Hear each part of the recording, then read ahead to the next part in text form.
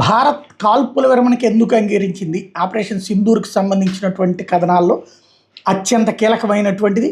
Especially మొన్నట్టుండి చర్చకు వస్తున్నటువంటిది. ఓపెన్గా అందరికీ తెలిసినటువంటిది అయినా సరే తప్పుడు ప్రచారాలతో కథల్ని డైవర్ట్ చేసుకెళ్తున్నటువంటి ఇక్కడ దీర్ఘశ్రేణి యుద్ధం కోసం అని చెప్పి మనం ప్రారంభించాల. ఉగ్రవాద శిబిరాల దాడి కోసమే ప్రారంభించాం. ఆ దాడి పూర్తయిపోయింది. వాళ్ళని కొట్టాల్సిన చోట కొట్టేశాం. What next? ఏం చేయాలి అంటే వాళ్ళు మన మీదకి వస్తే సమాధానం చెప్పాలి. ఇంతవరకు ఇది అమెరికా అధ్యక్షుడికి తెలియదా?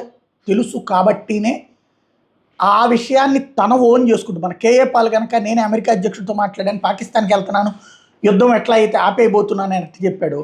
అయిపోయిన దానికి అదంతా తన మెడలో దండేసేసుకుని తిరుగుతున్నాడు అమెరికా అధ్యక్షుడు. ఇక్కడ మొన్నటిదాకా ట్రంప్ని వ్యతిరేకించిన వాళ్ళు కూడా ఇప్పుడు ట్రంప్కు అనుకూలంగా భారత్కి వ్యతిరేకంగా మాట్లాడడానికి ఉపయోగపడుతుంది.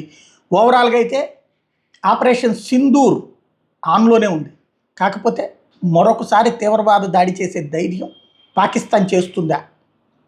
నేనైతే చేస్తుందని అనుకుంటున్నాను. ఎందుకంటే పాకిస్తాన్ ప్రభుత్వం చేయకపోవచ్చు, వాళ్ళ సైన్యం చేయించవచ్చు, వాళ్ళ సైన్యానికి కూడా ధైర్యం చాలకపోవచ్చు, వాళ్ళ సైన్యంలో ఉన్నటువంటి జిహాదీలు చేయించవచ్చు, వాళ్ళ సైన్యంలో ఉన్నటువంటి ఎవరైతే ఆసిఫ్ మునీర్ బ్యాచ్ చేయించవచ్చు, వాళ్ళ సైన్యంలో ఉన్నటువంటి లష్కరే తోయిబా బ్యాచ్ చేయించవచ్చు.